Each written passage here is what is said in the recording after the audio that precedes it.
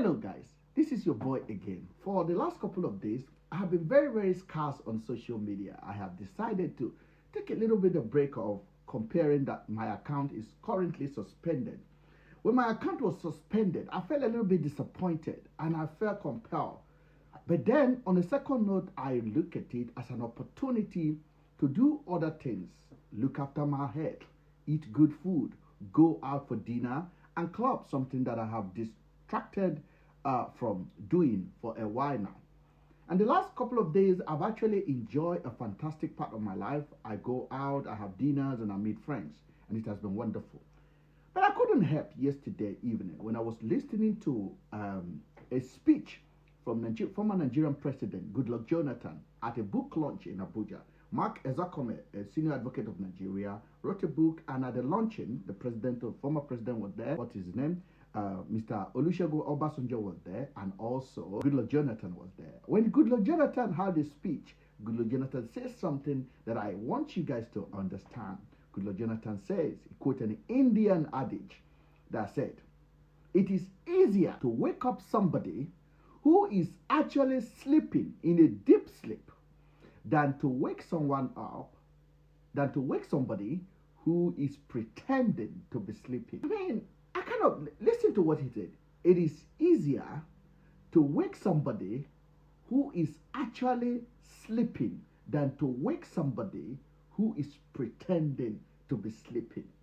That is a very important adage. And he was comparing it to the situation of Nigeria. He said that most Nigerians know what to do to make things better, but they are not doing it.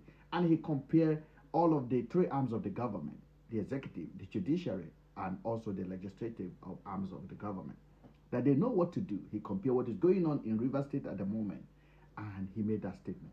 For me, the last couple of weeks, I have dealt with VDM supporters, and I've got angry with them, and I have to come to the same conclusion, that they exactly know what they are doing.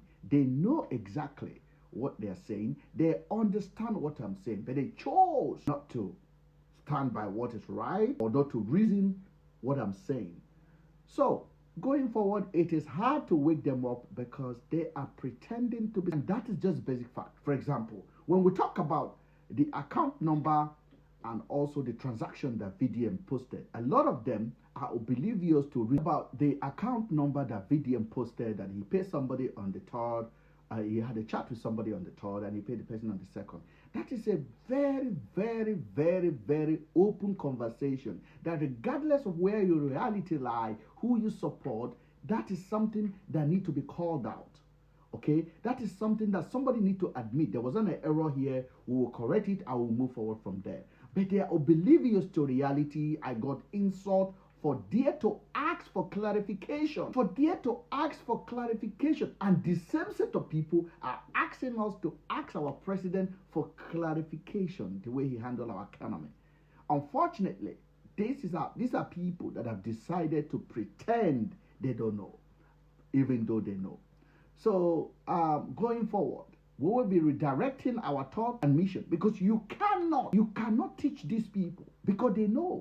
I could pretend this is not a microphone, and no matter how much somebody would tell me, you are wasting your time to convince me to agree this is a microphone, because I have made up my mind that I'm going to tell you this is not a microphone, and regardless of how much you convince me, I will still insist this is not a microphone. Who lose?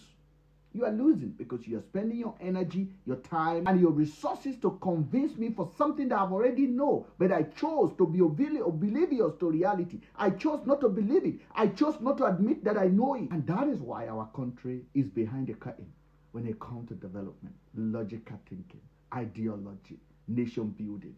Now, ladies and gentlemen, my name is Ben Samuel, and on this platform, I believe that we are family. We might disagree with each other. We might be hostile to one another. But one thing that is important is this: let us reason together and correct each other with love and maturity. Thank you so much for being part of this movement. I'll be back soon to be streaming again on this particular platform. But for now, I want to thank all my listeners and people that watch me do my thing, and all of you that contributed on this platform.